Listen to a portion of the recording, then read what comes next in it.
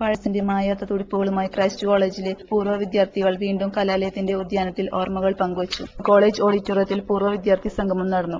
College principal father doctor Jose തെക്കൻ അധ്യക്ഷത വഹിച്ചു. പൂർവ്വ വിദ്യാർത്ഥിയും ശാസ്ത്രജ്ഞനുമായ പ്രൊഫസർ ഡോക്ടർ വിനയചന്ദ്രനും രാഷ്ട്രപതിയുടെ വിശിഷ്ട സേവാ മെഡലിന് അർഹനായ തൃശൂർ ഡിവൈഎസ്പി പി രാധാകൃഷ്ണനും ചടങ്ങിൽ മുഖ്യാതിഥികളായിരുന്നു. മാതൃകാ അധ്യാപക അവാർഡുകൾക്ക് അർഹരായ അധ്യാപകരെയും റാങ്ക് ജേതാക്കളെയും വിരമിക്കുന്ന അധ്യാപക അനധ്യാപകരെയും ചടങ്ങിൽ ആദരിച്ചു. എന്നും പഠിക്കാൻ ആഗ്രഹിക്കുന്ന സാധനമാണ്. പേഴ്സണലി അതിനെക്കുറിച്ച് ക്രിട്ടിക്കലായിട്ട് നോക്കുമ്പോൾ ഇന്നത്തെ ഈ ഫംഗ്ഷനിലൂടെ എന്നെ സംബന്ധിച്ചിടത്തോളം ഒരു എഡ്യൂക്കേഷനാണ്.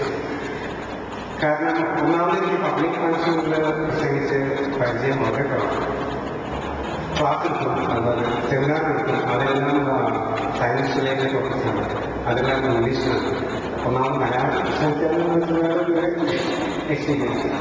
അതുകൂടാതെ ഒരു വേദിയിൽ ഓരോന്നിനും വേണ്ടി അധികം സമയമില്ലാതെ ഒരു ദിവസം വിചാരിച്ചു വരില്ല. അപ്പം അതും ഒരു എക്സ്പീരിയൻസ്. അപ്പം ശരിക്കും എക്സ്പീരിയൻസും ബെനിഫിറ്റ്സും നമുക്ക് ഓർമ്മിക്കാൻ പറ്റിയത്